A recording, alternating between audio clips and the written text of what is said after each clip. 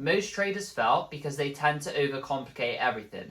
Too many strategies, too many indicators, and quite frankly, just too much noise and overcomplication. So in today's video, I'm not only going to be showing you one simple indicator that you can use and that I have personally used to reach 3% per month consistently, but also I'm going to be breaking down the full mechanical rule set that you can implement using this indicator, which has ultimately allowed me to reach that 3% a month consistently. So I won't waste any more time. Let's head right over to the charts and we'll get straight into this breakdown. Okay guys, so here's the problem that I'm sure a lot of you guys are facing, and if you've been in the trading space for a while, I'm sure you've probably come across multiple of these indicators in the past. So here is just a few of the indicators that we can use in trading, right? We have RSI, MACD, moving averages, Bollinger Bands, and the list really goes on and on and on. There's an infinite number of indicators. There's an infinite number of combination of indicators that you guys can use, and also an infinite number of different strategies that you can use and apply using these indicators. And all it takes really is a simple YouTube search, typing in best Forex strategy, 100% win rate Forex strategy, and all of these sorts of things that you're going to find on YouTube, which will ultimately tell you how to use some of these indicators, right? But what I've personally found over the course of the 5 years that I've now been trading, at the start of my trading journey, I religiously backtested every single one of these indicators across numerous years of price action. And this might just be me personally, but I'm sure a lot of you can relate to this. I just ended up failing. There wasn't really any consistency there. None of these indicators that I tried worked, despite what everybody online was telling me, particularly even the brokers themselves, right? They educate us on these indicators, kind of just setting us up for failure. Remember guys as well, that when the brokers are teaching you about these indicators, the brokers are making money when you lose money. So obviously they're teaching you about these indicators and these, for example, pattern styles of trading, so that you lose and so that you're set up for failure, so that they ultimately take your money and lose your money. So what is the solution and what changed in my trading when I went from, consistently losing money trying to backtest these indicators to consistently making a great return of 3% a month, getting funded, and ultimately doing this full time for 2 years now. So the solution that I personally found is just focusing on pure price action trading. So essentially what pure price action trading is, for anybody that's unfamiliar, is using a naked chart with no indicators or anything like that, and just basically learning how to read price like you would read a certain language, for instance, and then just basically trading based off that. Now, the only exception, and the one indicator which I mentioned in the introduction to this video that I personally use, is the Asian range. Now, why does the Asian range work whereas the other indicators don't? Well, the other indicators are lagging indicators, meaning that they don't keep up with price. When you see, for example, the RSI playing out, you're seeing it basically measure, according to a mathematical formula, price action that's already happened in the past, meaning that it doesn't really have any predictive ability of what's going to happen in the future. Whereas if you're using this concept of the Asian range and also liquidity, which I'm going to be breaking down for you guys in a moment in full detail, what you're basically looking at is this sort of age-old concepts, and you're looking at the actual fundamentals driving price and what ultimately moves the market, which is this whole idea of, once people are taken out of the market, we know 95% of retail traders lose, right? So once people are taken out of the market, we know that price is ultimately going to react and move in the opposite direction. And that's the basic premise behind this idea of liquidity and why it works so effectively as well. Also, over time, this sort of concept will consistently still work because it is, like I said, based on the underlying premise and underlying fundamentals that kind of govern price and govern where price is likely heading.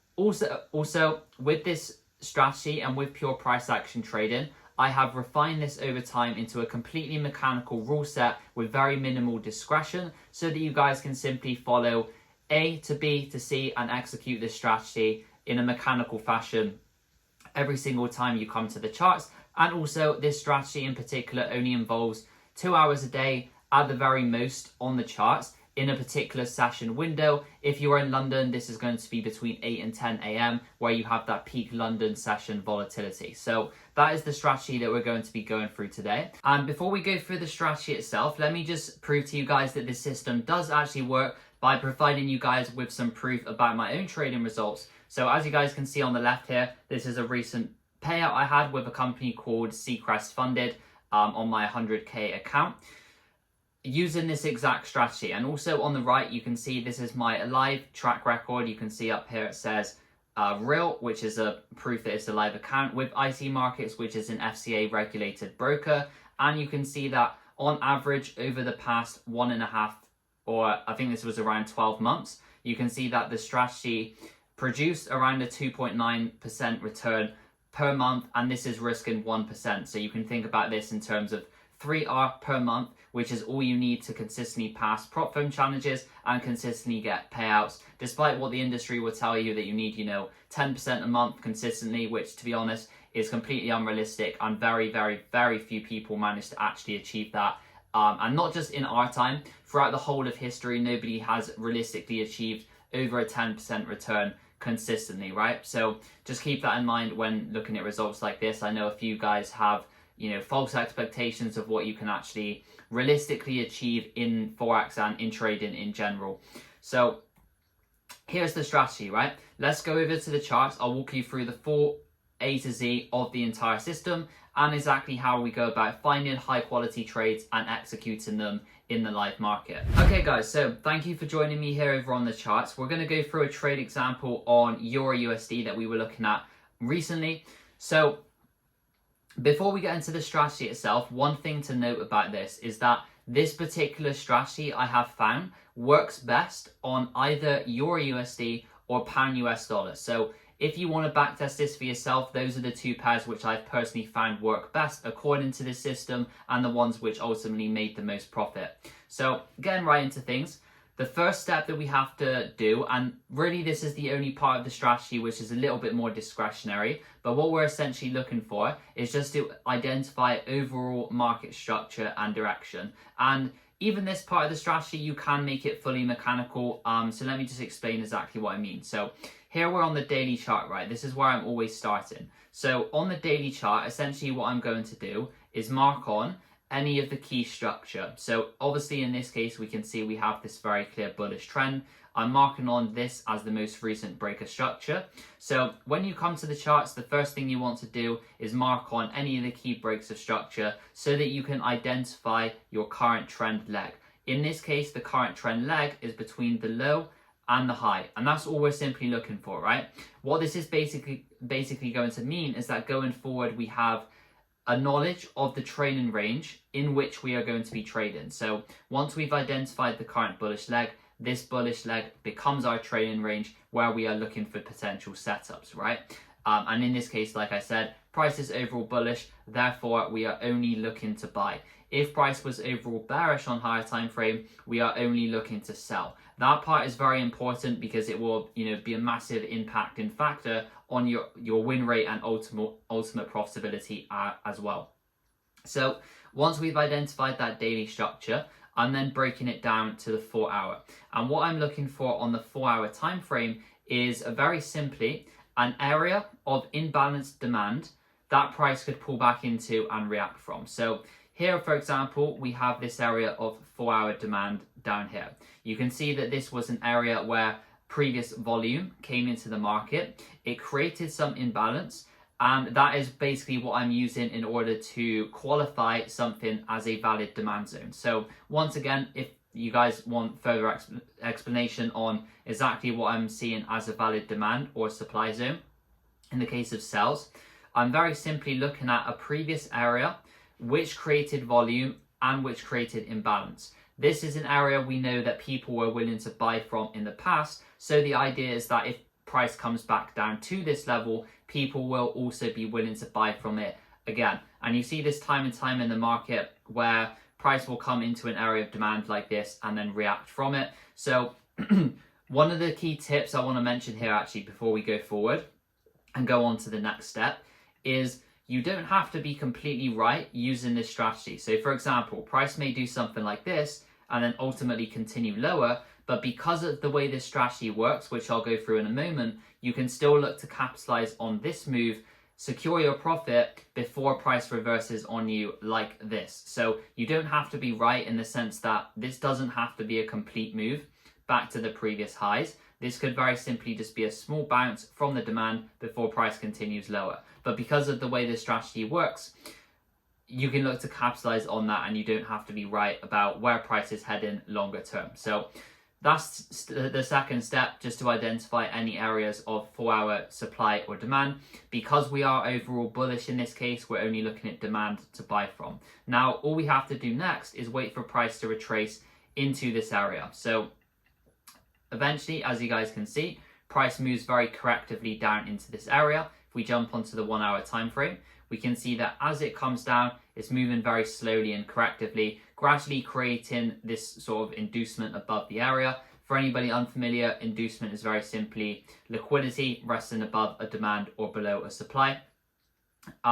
So if we rewind price back to here. So now this is where things come into play and where the sort of mechanical aspect of the strategy comes into play. So what we're essentially waiting for is for price to come into this area of demand.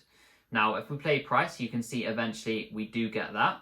Now, all we're waiting for, right, and the way that this strategy works, I mentioned we're using the Asian range, and this is the one indicator that you need. So what we're waiting for is during London session, so between 8 a.m. and 10 a.m. UK time, we're waiting for the Asia low to get swept. So here we can see Asia low was taken out, and price came into the area of demand. So we've got our two confluences, right? We've got Asia low taken out, we've got price in a higher time frame demand.